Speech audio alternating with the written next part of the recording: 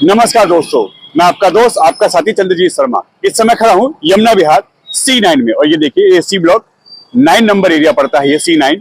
और यह जस्ट प्रमोद गुप्ता जो यहाँ के निगम पार्षद हैं उनके ऑफिस के जस्ट पीछे और अजय महावर के घर के बिल्कुल नजदीक पड़ता है।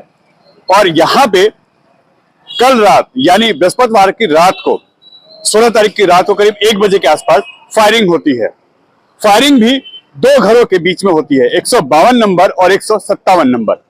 और यह मामूली सी बात यह बताती है कि लोगों में बर्दाश्त की क्षमता कितनी कम हो चुकी है।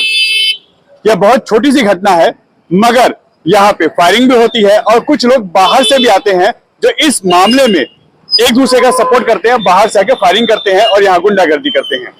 यह यमुना विहार का मामला है और हम आपको दिखाते हैं रात के 2 बजे से जब से यहाँ की घटना का भजनपुरा थाना को पता चलता है, यानी ये थाना भजनपुरा के अंडर आता है। और जब उनको पता चलता है तब से यहाँ पे SHO हो भजनपुरा थाने के या ACP हो, बड़ी संख्या में यहाँ पुलिस फोर्स तैनात कर दी जाती है। और यहाँ पे भारी संख्या में इस समय पुलिस फोर्स है। हम आपको दिखाते हैं और पूरा मामला बताते हैं। आप देख सकते हैं ये C9 यानी सी ब्लॉक 9 है ये। और यहाँ पे ये देखिए यहाँ पे भारी पुलिस बल रात से ही तैनात है। यहाँ पे हम आपको दिखाते हैं। अभी यहाँ पे SHO साहब भी हैं, ACP साहब भी हैं और भारी संख्या में यहाँ पे पुलिस बल तैनात है। और यह मामला रात करीब 2 बजे के आसपास का बताया जा रहा है। और यह मामला है गाड़ी की कार पार्किंग को लेके। यहाँ पे इस समय कार पार्किंग का वैसे भी बहुत बड़ा इशू रहता है यमुना विहार के अंतर्गत, क्योंकि लोगों ने मकान तो बना लिए हैं मगर अपने घर में भी अवैध फ्लैट बना लिए हैं, अवैध कमरे बना लिए हैं, जिसमें यहाँ पे वो गाड़ी पार्किंग बाहर करते हैं और इसी का यहाँ पे इशू बन जाता है। ये देखिए ये रात से ही यहाँ पुलिस बल तैनात है और यह इनके यहाँ पे जो इनको सुरक्षा के इंतजाम करने के लिए इनको सामान दिया जाता है वो सब है यहाँ पे। और ये देखिए बड़ी संख्या में यहाँ पुलिस बल तैनात है, महिला पुलिस बल हो, जेंट्स पुलिस बल हो या फिर CRP रैपिड एक्शन फोर्स, इस टाइप की कोई टुकड़ी हो वो भी यहाँ पे तैनात है। और यहाँ पे देखिए ये ACP साहब की गाड़ी है और SHO भजनपुरा की गाड़ी उस पर आपके सामने खड़ी है। हम आपको दिखाते हैं, आप आइए। यहाँ पे बात भी की जा रही है, बड़ी रैंक के यहाँ अफसर सारे बैठे हैं। हम आपको पहले वो दिखाते हैं। यह पुलिस फोर्स तैनात है। रात को यहाँ अवैध पार्किंग यानी पार्किंग को लेके यहाँ आप देख सकते हैं आला अधिकारी रात के 2 बजे से ही मौके पे मौजूद है और बड़ी संख्या में यहाँ पुलिस बल तैनात है। मामला अभी शांत है मगर जरा सी बातों पे लोग उतावले हो जाते हैं, किस तरीके के लड़ाई झगड़े और फायरिंग तक हो जाती है। यहाँ पे यह बताता है कि लोगों के अंदर अब सहन शक्ति कितनी खत्म हो चुकी है। और यह मामूली झगड़ा है पार्किंग को लेके, आमने सामने मकान है और गाड़ी पार्किंग को ले यहाँ पे ऐसा मामला हो जाता है कि फायरिंग तक हो जाती है। और यह दोनों ही घर 152 और 157 नंबर ये आमने सामने हैं। और लगातार जब से यह मामले का पुलिस को पता चला है तब से ही पुलिस बल यहाँ पे तैनात है ताकि कोई भी दिक्कत परेशानी यहाँ पे ना हो और मामला बढ़े ना। अब देखिए इस पूरे एरिया को, इस गली को बैरिकेड कर दिया गया है। और यह सामने वो मकान है, दोनों के 152 नंबर मकान और 157 नंबर मकान है।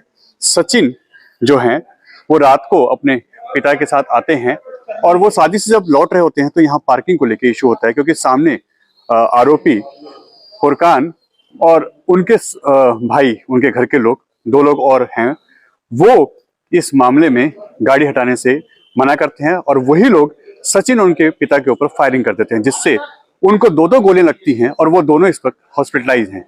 यह दोनों ही आरोपी इस समय यहाँ से फरार हैं। और आप देखिए यह C9 का एरिया है और इसको पूरा बैरिकेड कर दिया गया है। और यहाँ पे रात को 2 बजे के आसपास गोली चलती है। 2 लोग घायल हैं जिनको हॉस्पिटल में एडमिट किया गया है। उनको 2 गोलियां लगती हैं। दोनों ही पिता और पुत्र हैं और आरोपी फुरकान और उनके साथ उनके घर का एक व्यक्ति और दोनों ही यहाँ पे फायरिंग करते हैं। और गाड़ी की पार्किंग को लेके यहाँ पे फायरिंग होती है।